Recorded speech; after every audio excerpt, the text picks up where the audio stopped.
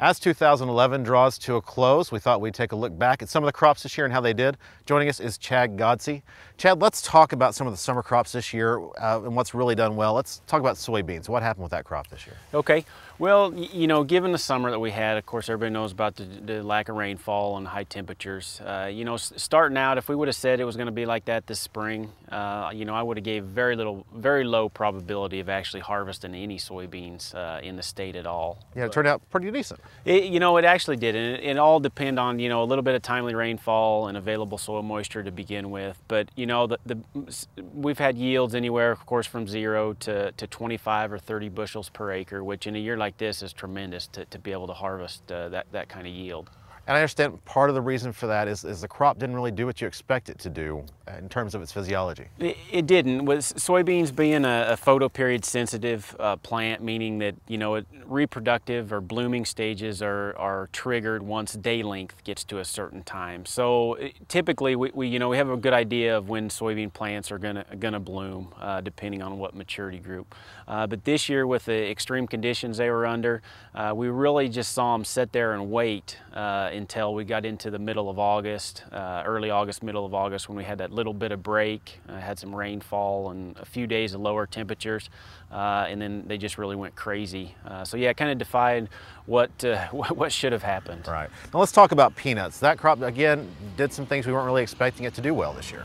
Yeah, it really didn't. The heat, even though majority of our peanuts in Oklahoma are irrigated, so most fields had enough rainfall or moisture, supplemental moisture to you know, produce a crop. But that heat, 110 or close to every day, really caused a lot of sterilization of the pegs.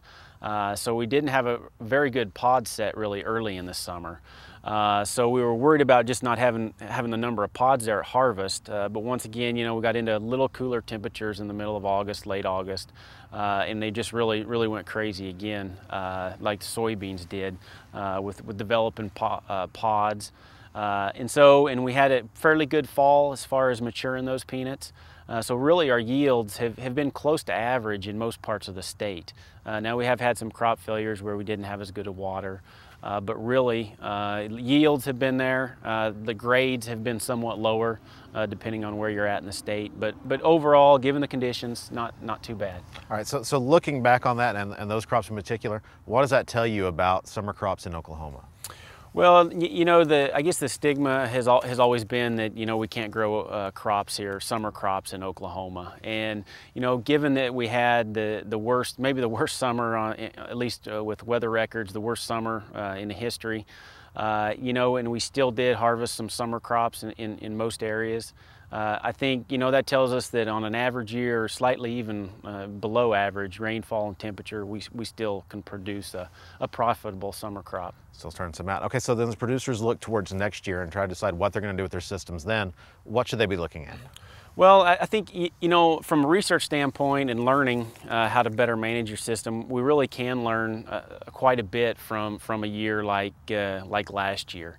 You know, specifically on the peanuts, we saw where circles didn't have a very good water distribution on their center pivots, for instance. That really shows up in a year like last year. Okay. So not necessarily specific to the crop, but some other management things that go into that crop, you know, you can look at. Learning about their cropping systems. Yes, yeah, exactly. And then, you know, variety selection is one that really shows up in a year where it's put under a tremendous amount of stress, especially with summer crops.